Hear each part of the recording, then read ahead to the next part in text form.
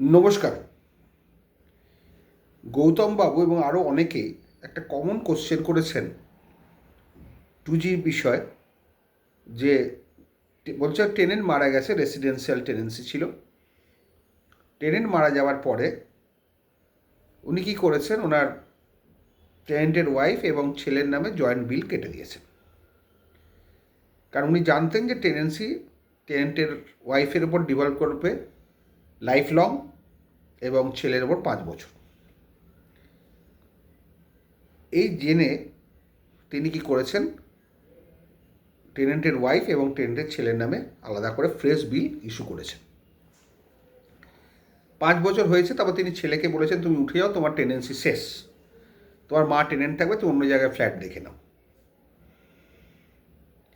Problem হয়, ইনি কারোর কাছে অ্যাডভাইসটি নিয়ে এই জয়েন্ট বিলটি করেছেন, এবং যার কাছ থেকে অ্যাডভাইস নিয়েছে তিনি লয়ার নয়, ইউটিউব দেখে লয়ার হয়েছেন। মানে বাই প্রফেশন ওই লয়ার নয়,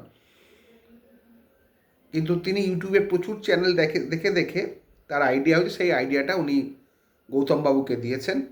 গৌতমবাবু সেই জন্য দুজনের নামেই বিল কেটে দিয়েছেন।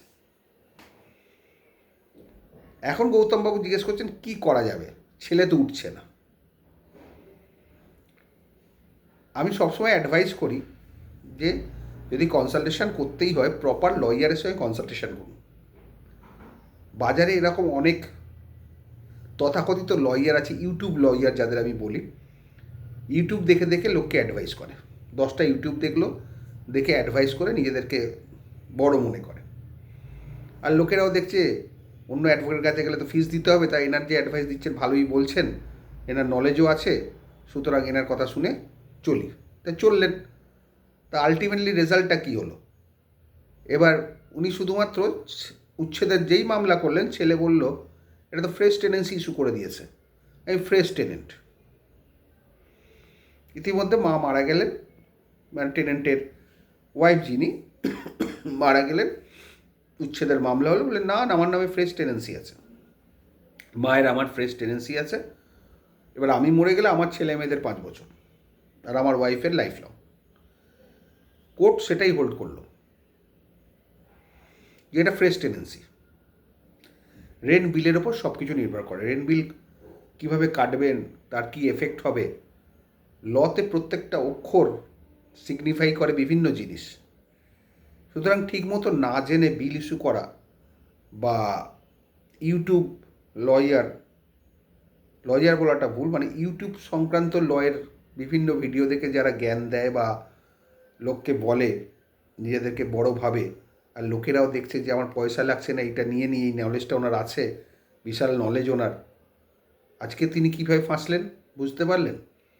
এবার উচ্ছেদের মামলা 2Gতে আর লাই করবে না, এবার উনি যদি রিজনেবল রিকোয়ারমেন্টের মামলা করেন সেটা হবে, বা অন্যান্য গ্রাউন্ডে হবে, কিন্তু 2G আর লাই করবে না। সুতরাং আমি একটাই অ্যাডভাইস করব সবাইকে, যে প্রপার লয়ারের কাছে অ্যাডভাইস নিয়ে সব কিছু করুন, কারণ তারা এক্সপার্ট, এটাই তাদের প্রফেশন। হ্যাঁ, আর একটা জিনিস দেখবেন, তিনি যে সাবজেক্টের লয়ার সেই সাবজেক্টের লয়ার কাছেই যাবেন। ক্রিমিনাল লয়ার কাছে সিভিল বুঝতে যাবেন না, আবার সিভিল লয়ার কাছে ক্রিমিনাল বুঝতে যাবেন না।